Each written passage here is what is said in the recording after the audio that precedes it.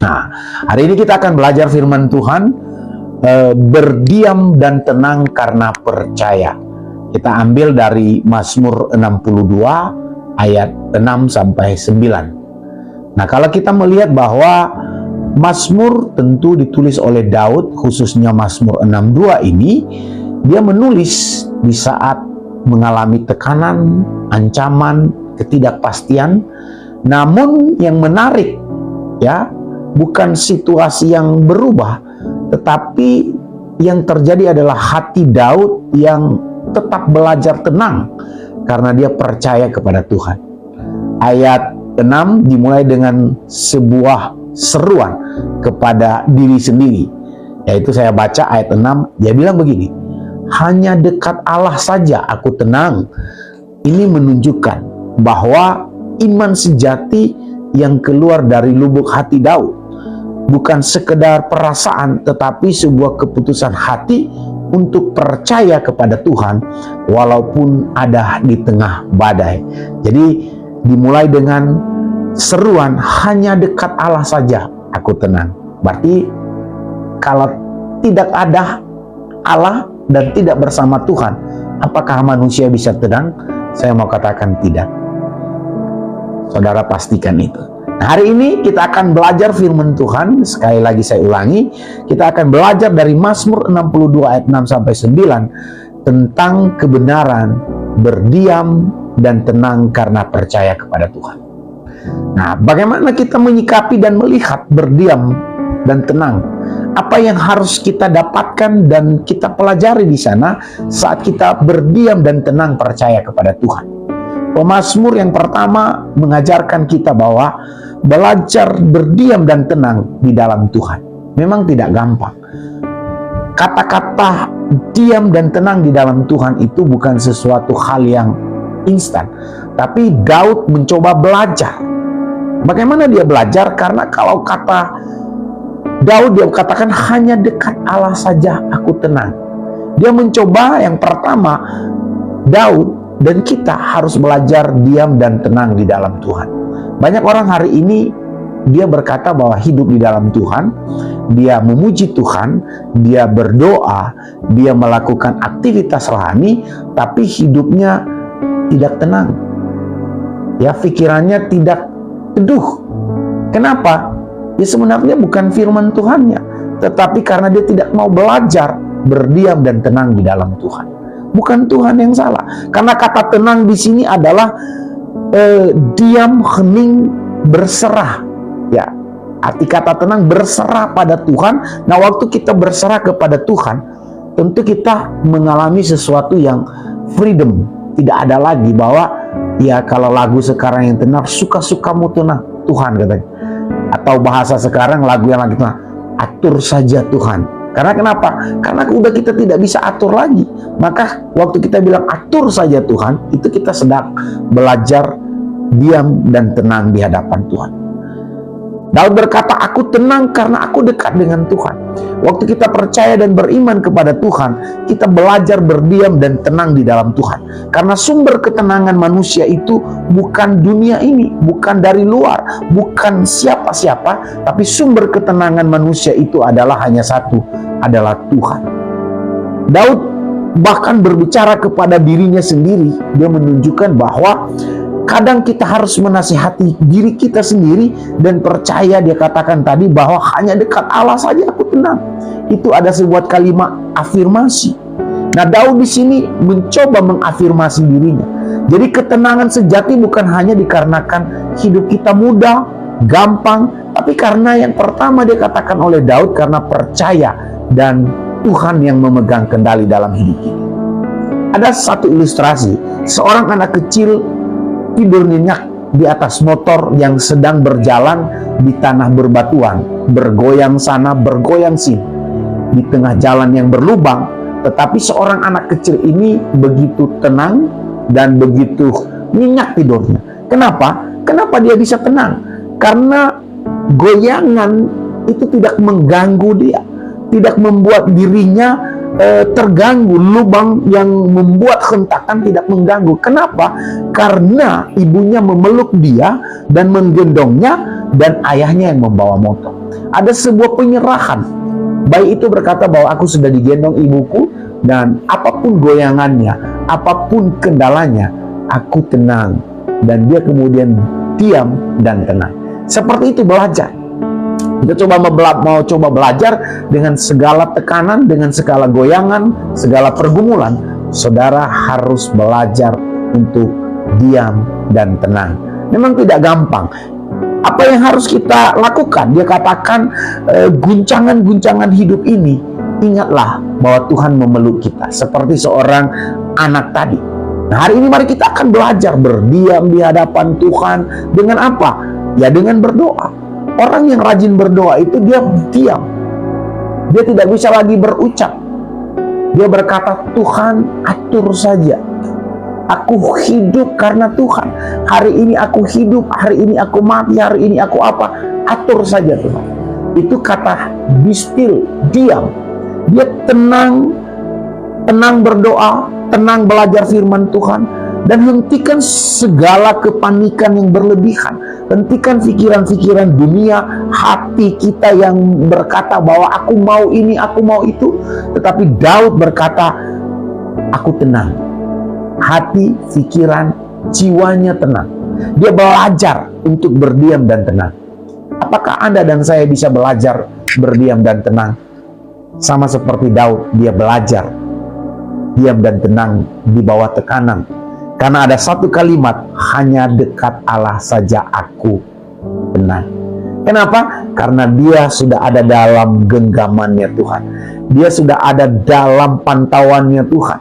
Dan dia yakin dan percaya Tuhan akan menjaga dia dan tidak akan membuat dia celaka. Yang kedua, bagaimana kita bisa berdiam dan tenang percaya kepada Tuhan? Yang kedua, kita harus menyadari sebagai sebuah objek bahwa perlindungan kita itu adalah perlindungan yang teguh, berlapis. Banyak orang berkata bahwa perlindungannya rapuh. Kenapa? Ya karena dia tidak tenang dan belajar tenang dan percaya kepada Tuhan. Tapi waktu saudara percaya, berserah kepada Tuhan, dan saudara betul-betul beriman dengan Tuhan, maka pertahanan saudara itu begitu teguh. Di dalam ayat ke-8, 7 dan 8, Mazmur 62 tadi, ayat 7 dan 8 dia berkata, hanya dialah gunung batuku dan keselamatanku, kota bentengku, aku tidak akan goyah. Nah ini, pada Allah ada keselamatanku dan kemuliaanku, gunung batu, kekuatanku, tempat perlindunganku, ialah Allahku. Bayangkan, perlindungannya berlapis. Dia katakan, Tuhan itu gunung batu, Tuhan itu keselamatanku.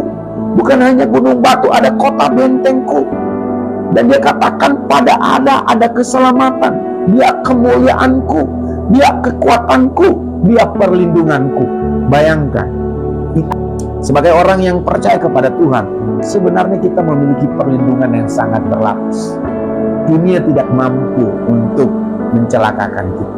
Karena kenapa? Kita bukan berasal dari dunia ini. Kita mampu mengendalikan, menguasai, dan menghambakan dunia ini, bukan sebaliknya.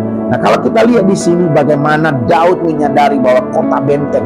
Dalam ayat ini dia menggunakan 3 gambaran, yaitu gunung batu, dia katakan keselamatan, dan kota benteng. Gunung batu itu tempat kokoh dan tidak tergoncangkan. Di dalam sejarah di Israel bahwa gunung batu itu sulit untuk dilewati. Dan dia katakan keselamatan. Orang-orang Israel pada waktu itu, mereka kalau melakukan segala sesuatu, mereka meminta doa keselamatan kepada para imam dan kepada orang lain. Dan dia berkata, Tuhan sudah memberikan itu. Dan orang-orang Israel pada zaman dulu selalu membuat kotanya dengan benteng-benteng. Karena ada banyak orang-orang yang akan mengganggu mereka, binatang, bahkan orang musuh-musuh dan sebagainya. Maka 3 hal itu sudah dipenuhi oleh Tuhan kepada Daud. Dia gunung batuku, dia keselamatanku, dan dia kota benteng. Itu ada sesuatu yang sangat teguh. Menariknya, Daud mengulang-ulang perkataan ini di dalam kehidupannya. Dan di dalam beberapa ayat dia selalu mengulangi ini. Ini adalah sebuah proses belajar untuk terus meyakinkan bahwa dia beriman dan dia mengandalkan Tuhan. Dunia selalu menggoda, dunia selalu berubah, dunia selalu memberi tawaran, tetapi itu tidak memberikan sebuah perlindungan yang kokoh. Yang pertama tadi kita belajar untuk berdiam dan tenang. Yang kedua, kita harus menyadari bahwa Tuhan itu adalah perlindungan yang teguh atau kokoh. Dan yang ketiga, hidup kita harus berbuah. Menyaksikan hidup kita itu lewat tindakan kita. Ya, bukan karena prestasi. Banyak orang sekarang bangga dengan prestasi, piagam, apapun itu tidak salah.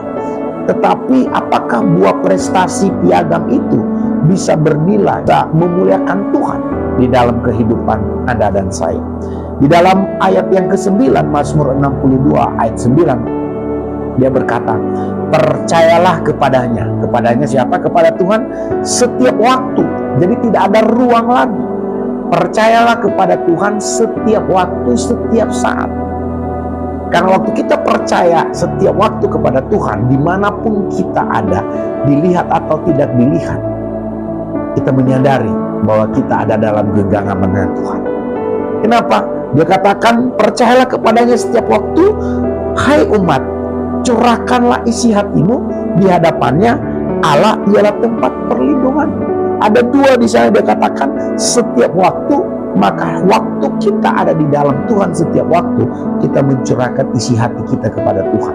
Gundah gulananya kita, seperti Daud waktu dia sedih di padang gurun, oleh karena banyak hal yang dihadapi, dia mencurahkan isi hatinya kepada Tuhan. Maka ada satu kalimat dia katakan, selidikilah aku Tuhan, apakah aku salah?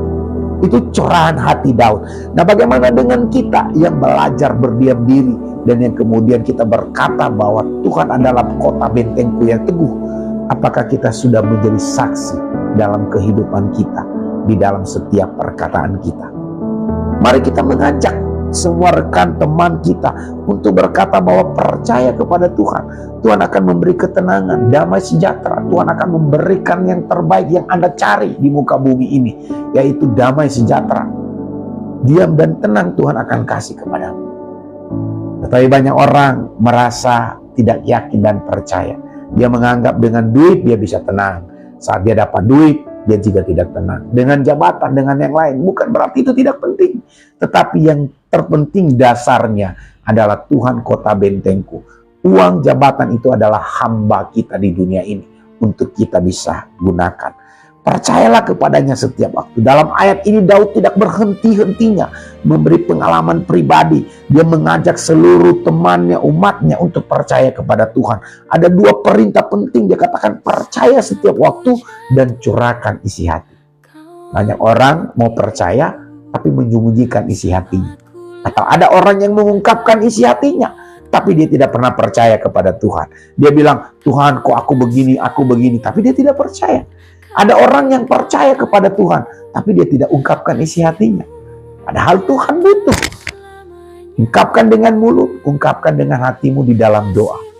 Maka dia mengerti apa yang ada di dalam dan apa yang Anda inginkan. Saat kita datang kepadanya, maka dia akan beri keteduhan, dia akan beri pengampunan, dan dia tidak akan pernah menghakimi kita. Dan dia berkata, aku tahu engkau manusia, yang penting engkau bertobat dan belajar percaya kepadaku. Dan jangan berbuat yang tidak sesuai firman. Ada tiga hal yang malam hari ini yang bisa kita renungkan di dalam perenungan kita, di dalam doa malam hari ini. Tiga hal yang bisa kita renungkan untuk bisa kita berdiam dan tenang di hadapan Tuhan. Yang pertama, untuk diam dan tenang belajar. Yang kedua, saudara dan saya harus tahu bahwa kota benteng perlindungan kita hanya Tuhan. Dia adalah perlindungan yang kokoh dan berlapis. Jadi dia melindungi Anda lebih daripada apa yang saudara pikir. Dan yang ketiga, saudara harus berbuah dengan cara apa? Ada dua kata tadi, saudara percaya setiap waktu dan saudara mencurahkan isi hati. Kemudian saudara dimurnikan dan saudara berbuah dimanapun Anda berada. Jadi itu yang menjadi perenungan kita malam hari ini. Biarlah firman ini jadi kekuatan dan rema kita. Biarlah Anda dan saya bisa berdiam dan tenang di dalam kehidupan ini dengan sukacita, damai sejahtera yang terus mengikuti kita. Amin.